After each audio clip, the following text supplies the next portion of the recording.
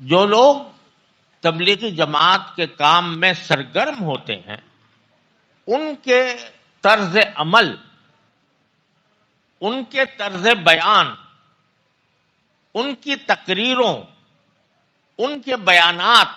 کے نتیجے میں عام لوگوں میں یہ تاثر بے انتہا پھیلا ہوا ہے کہ دین کا اگر کوئی کام ہے تو صرف وہ جماعت تبلیغ کا کام ہے۔ اگر دین منحصر ہے اسی خاص طریقہ تبلیغ میں، جس میں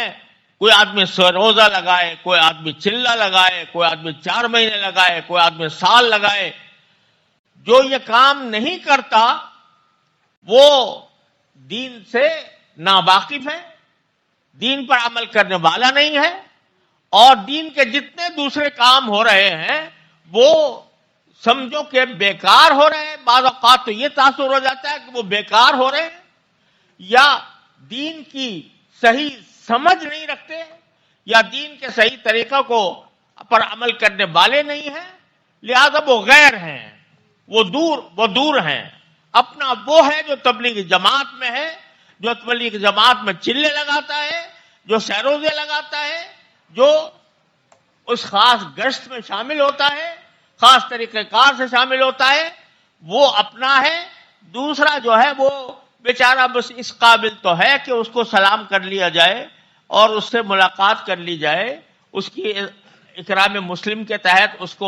اس کی کچھ عزت کر لی جائے، لیکن وہ دین کا صحیح علمبردار نہیں ہو سکتا، وہ دین کے اوپر صحیح عمل کرنے والا نہیں ہو سکتا جو اس خاص طریقے سے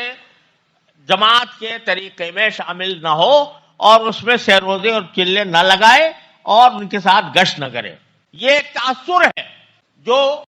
قدر پھیلا ہوا ہے کہ جس کی کوئی حد و نہایت نہیں۔ اس کے بے شمار مظاہرے میری آنکھوں نے دیکھے، اور اس کے نتیجے میں یہ مجھے اندیشہ ہے کہ کسی وقت یہ تاثر اگر بڑھتا چلا جائے تو یہ ایک فرقے کی شکل اختیار نہ کرے۔ اس کا ایک نتیجہ یہاں تک پہنچ گیا ہے کہ کہا جا رہا ہے کہ تبلیغ اور دعوت صرف زبان سے ہو سکتی ہے، قلم سے نہیں ہو سکتی۔ اگر کوئی دوسروں کو قلم کے ذریعے، تحریر کے ذریعے، کتابوں کے ذریعے،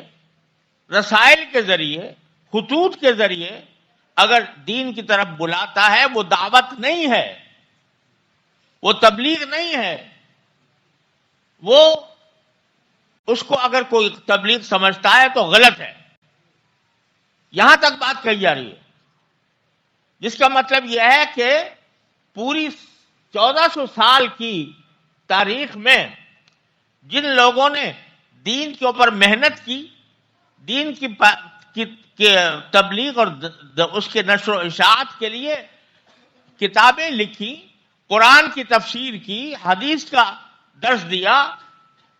فقہ کے احکام لوگوں تک پہنچائے، وہ سب بیکار ہے۔ وہ دعوت میں داخل ہی نہیں ہے، وہ تبلیغ میں داخل ہی نہیں ہے، وہ سارا کا سارا جو ہے وہ دعوت اور تبلیغ سے باہر ہے۔ اس قسم کی باتیں بھی کہی جانے لگی ہیں۔ اب اگر اس کے معنی کیا ہوئے کہ یہ خاص طریقہ جو حضرت مولانا محمد الیاس صاحب رحمۃ اللہ علیہ کے قلب پر اللہ تعالیٰ نے القاء فرمایا اور وہ بڑا مفید ثابت ہوا، اس سے پہلے جو کچھ ہوا ہے وہ نہ کوئی دین کی دعوت تھی، نہ تبلیغ تھی، نہ دین کی کوئی خدمت تھی، اور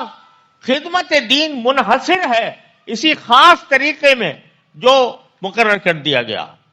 اگر کسی خاص طریقے کو جو کسی مصلحت کے تحت دین کے کام کے لیے اختیار کیا گیا، اس کو لازم، اس کو فرض عین سمجھ لیا جائے تو وہ پھر بدعت بن جاتا ہے۔ اسی کو بدعت کہتے ہیں۔ بدعت اس کو کہتے ہیں کہ دین میں کوئی ایسی نئی بات پیدا کی جائے کہ جس کا تصور نہ نبی کریم صلی اللہ علیہ وسلم نے پیش کیا، نہ صحابہ کرام کے زمانے میں ہوا، نہ وہاں چلہ تھا، نہ وہاں گشت تھا، نہ وہاں سیروزہ تھا، لیکن اس کو لازم قرار دے لیا جائے تو وہ بدعت بن جاتا ہے۔ یہ میں آپ سے بہت ہی دکھی دل کے ساتھ یہ بات کہہ رہا ہوں۔ میں نے خود آنکھوں سے دیکھا کہ ایک بہت بڑے عالم ایسے ہی کوئی تبلیغی اجتماع تھا،